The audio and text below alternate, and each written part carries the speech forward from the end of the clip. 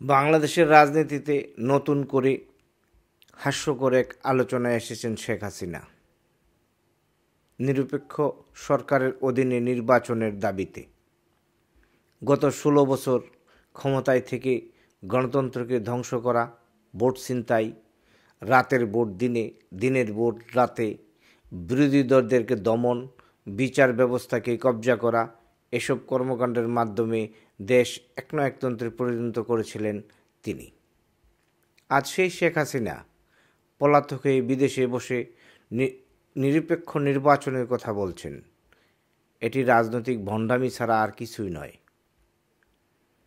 যখন তিনি ক্ষমতায় ছিলেন তখন বারবারই নিরপেক্ষ সরকারের প্রস্তাবকে উপহাস করেছেন, বিরোধী দলগুলোর আন্দোলনকে দমন করেছেন, হাজারো নেতাকর্মীকে জেলে পুরেছেন, অনেককে গুম খুনের শিকার হতে হয়েছে।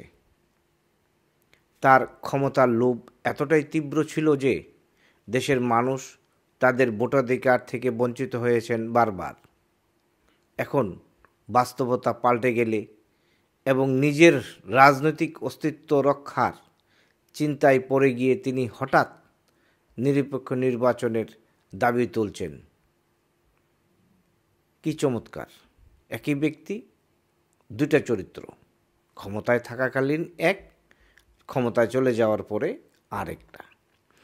এটি জনগণের সঙ্গে নতুন করে এক প্রহসন। যিনি এক সময় বলেছিলেন নিরপেক্ষ সরকার বাংলাদেশের আর প্রয়োজন নেই, সেই ব্যক্তি আজ লজ্জাহীনভাবে দাবি করছেন নিরপেক্ষ সরকারের অধীনে নির্বাচন। স্পষ্টতই এটি তার রাজনৈতিক কৌশল, যাতে আবারও সহানুভূতি আদায় করে ক্ষমতার খেলায় ফিরে আসা যায়। বাংলাদেশের মানুষ এত সহজে আর প্রতারিত হবে না বলে আমার মনে হয়।